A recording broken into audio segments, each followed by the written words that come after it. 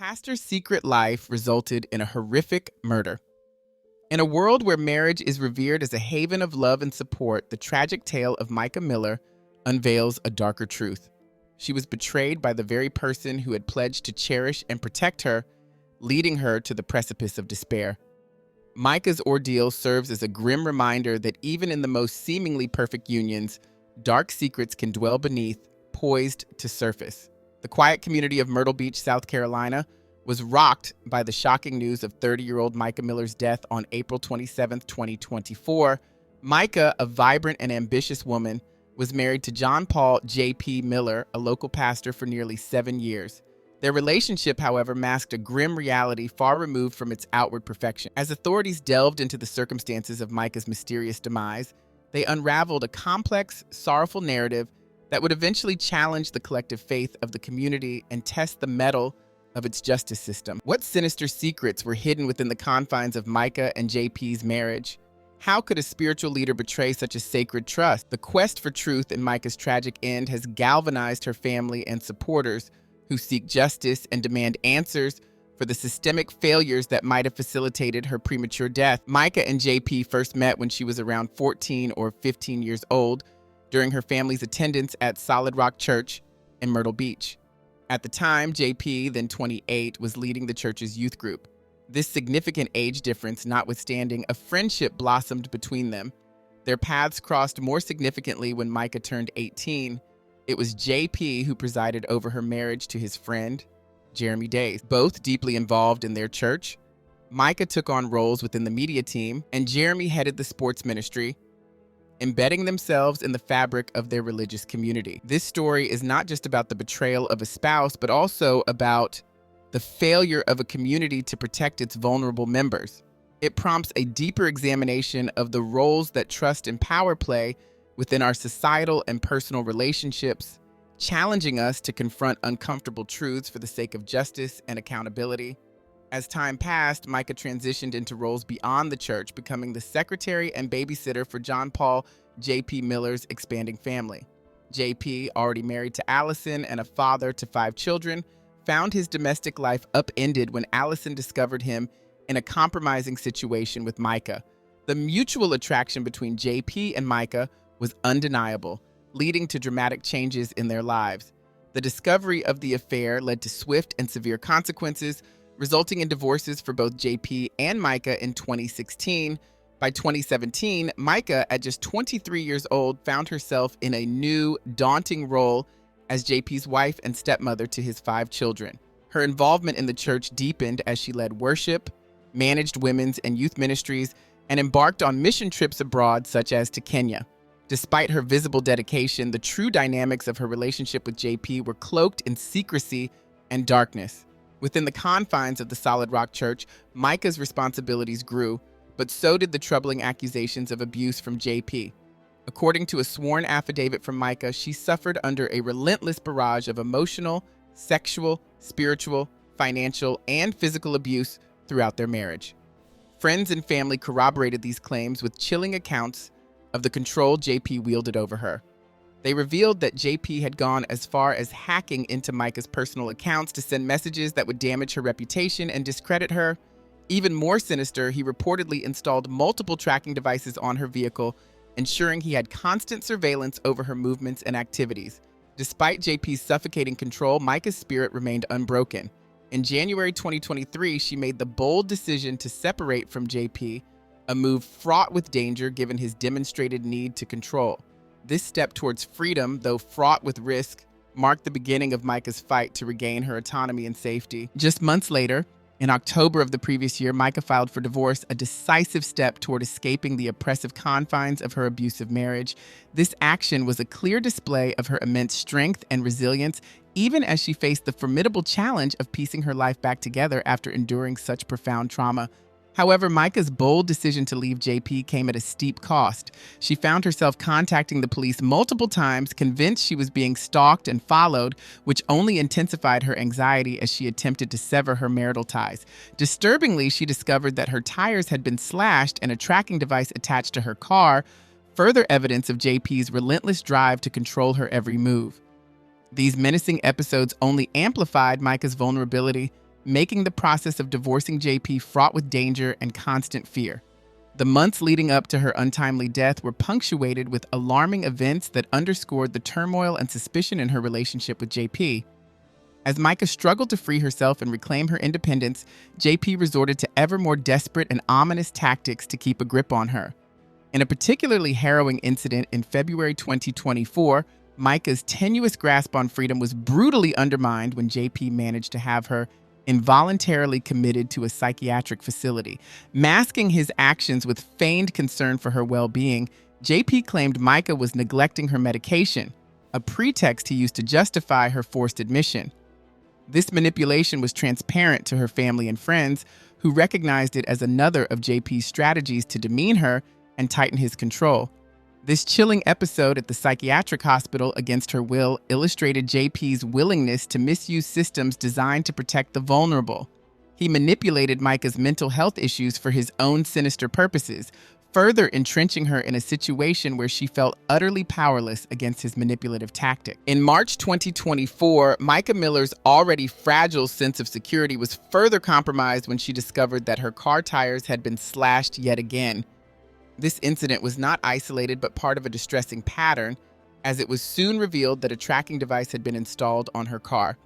Such invasive surveillance intensified Micah's fears and suspicions as she navigated the complexities of her impending divorce. The realization that JP was monitoring her every move added a chilling layer of control and manipulation, perpetuating her state of constant anxiety and dread.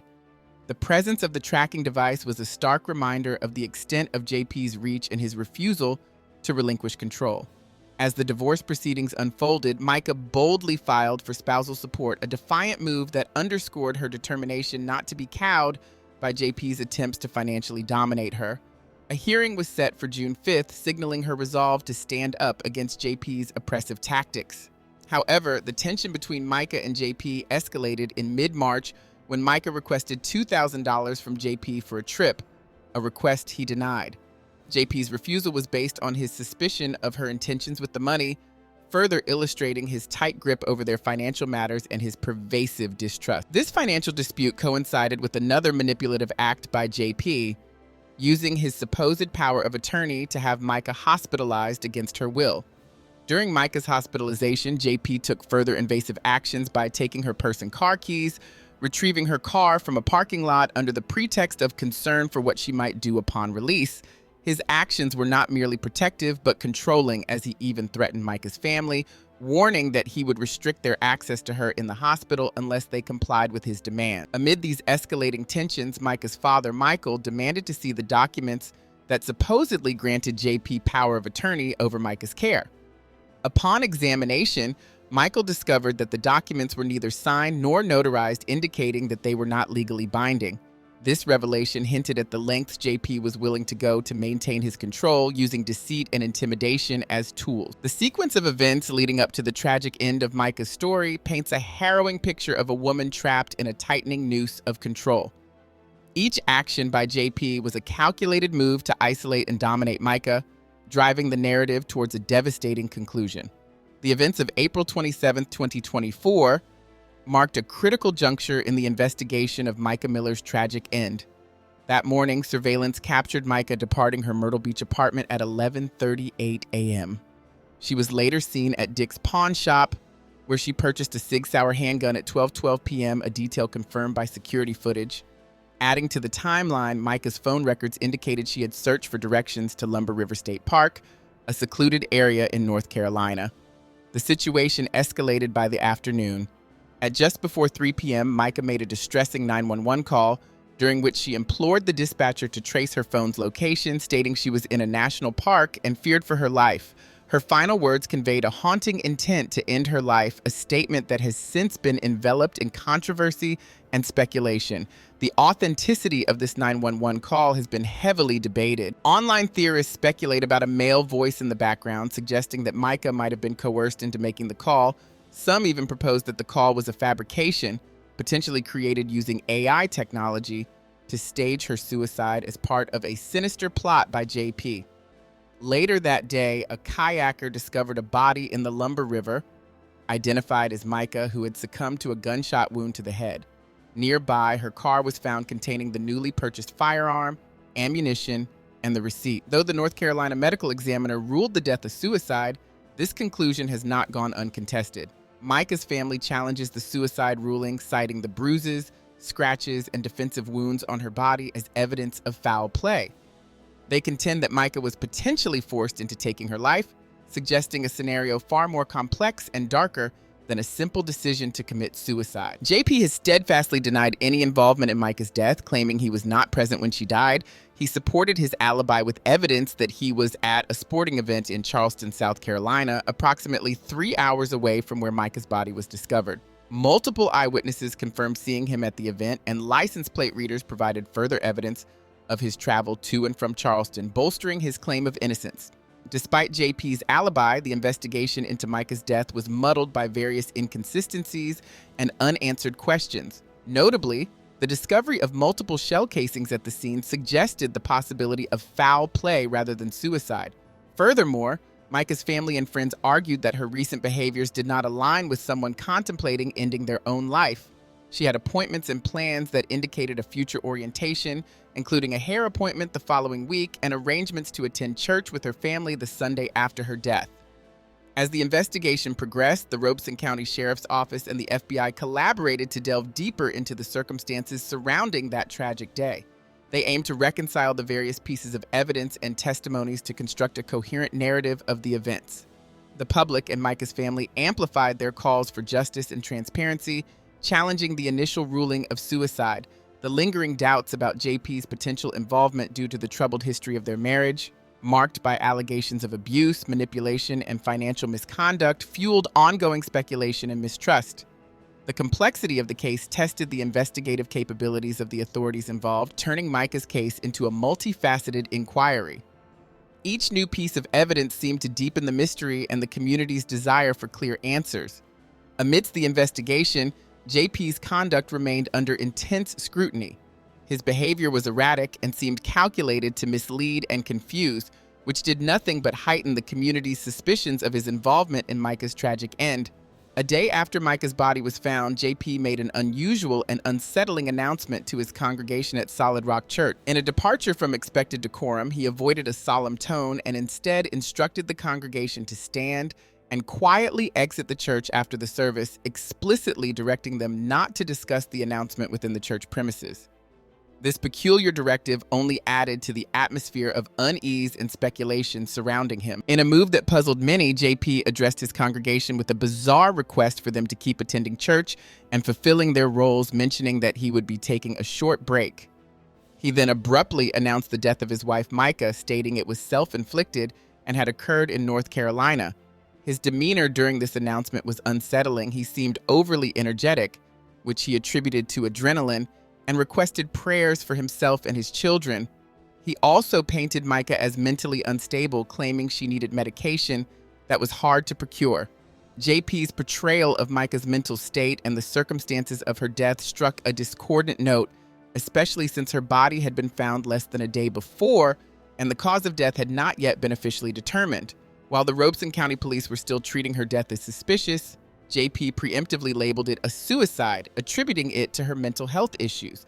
This claim came despite the history of alleged abuse and manipulation within their marriage, which he continued to deny vehemently, asserting that he had never harmed Micah.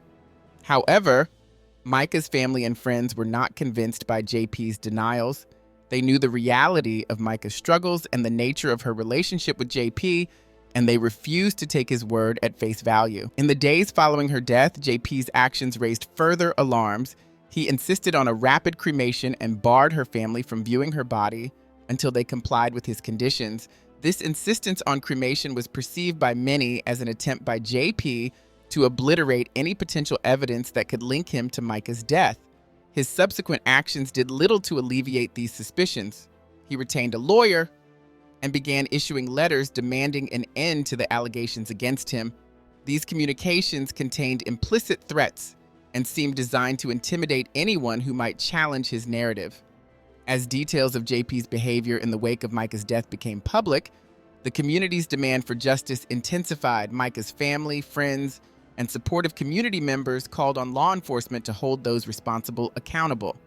The intensity of public sentiment prompted the involvement of higher authorities. The investigation into Micah's untimely demise saw the addition of the FBI and the U.S. Attorney's Office, bringing their significant investigative capabilities to the forefront. However, the specifics of their focus within the investigation remained somewhat ambiguous. Amidst these developments, Micah's family voiced serious concerns about the adequacy of the autopsy, worried that crucial evidence needed to uncover the truth might be overlooked. The autopsy report's lack of information on gunshot residue became a significant point of contention for Micah's family. They questioned who had directed the authorities not to perform these crucial analyses. Additionally, they expressed concerns about the toxicology results, questioning whether Micah had been under the influence of any substances at the time of her death, an aspect that was notably absent from the reports. Micah's body was cremated shortly after her death upon JP's insistence, which precluded any possibility of conducting a second independent autopsy. This action by JP only intensified the growing suspicions against him, as many believed it was an attempt to obliterate any physical evidence that could have been used to challenge the initial finding. As the investigation unfolded, various theories about JP's potential involvement in Micah's death circulated. Some speculated that he might have used his boat to transport Micah's body to the remote location where it was eventually found. Others doubted the authenticity of the distressing 911 call, suggesting it might have been staged as part of a larger deception. Further scrutiny was applied to the security footage from the pawn shop where Micah purchased the gun. There were suspicions that the timestamps on the footage might have been tampered with to support a specific narrative. Additionally, reports of JP transferring church funds to his personal account raised more questions about his motives and ethical standing. One of the most harrowing discoveries was the existence of detailed diaries kept by Micah, documenting the abuse she endured at JP's hands. After JP's repeated attempts to retrieve these documents from Micah's family, calls totaling over 100, the diaries were perceived as potentially incriminating. Now in the possession of Micah's sister Sierra, who was appointed as a special administrator of the estate, these diaries have become a critical piece of evidence in the investigation. Their contents are expected to reveal the true dynamics of JP and Micah's relationship and the events leading up to her tragic demise, offering possible insights into the motives and actions that culminated in her death. Micah's family and friends steadfastly maintain that JP's abusive and manipulative behavior had driven her to despair and ultimately to her death. They highlighted the numerous police reports Micah had filed, which detailed her fears for her safety and the harassment she endured at JP's hands. The allegations of his multiple affairs and financial improprieties painted a picture of a man driven by selfish desires, willing to exert control over those around him at any cost. The investigation into Micah's death brought forward more individuals with accounts of JP's inappropriate behavior and the negative impact he had on those in his sphere. Micah Miller's tragic death resonated deeply within the community, sparking a wide range of reactions and consequences. The controversy engulfed the Solid Rock Church, where JP served as pastor, with church leaders reporting an onslaught of harassing phone calls and messages from individuals demanding answers and accountability. The repercussions of the case extended to those directly involved in its investigation.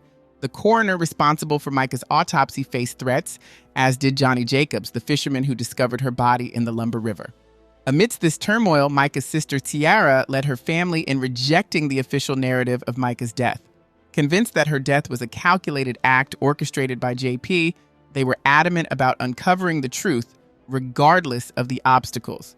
Micah's family's relentless pursuit of justice for her underscored their profound love and commitment and their firm belief that the investigation into her death had been inadequate. Their dedication served not only as a testament to their devotion, but also highlighted perceived failures in the justice system. As more details of the case surfaced, the public's demand for accountability intensified. Supporters of Micah, both locally and online, rallied for the authorities to take decisive action against JP for his alleged involvement in her death. This growing chorus echoed the community's collective demand for justice and transparency. The case's complexity and its widespread impact have had lasting effects on everyone connected to it. The harassment experienced by those involved in the investigation, the unwavering determination of Micah's family, and the persistent calls for accountability all reflect the significant and enduring influence of this tragic event on the community and beyond.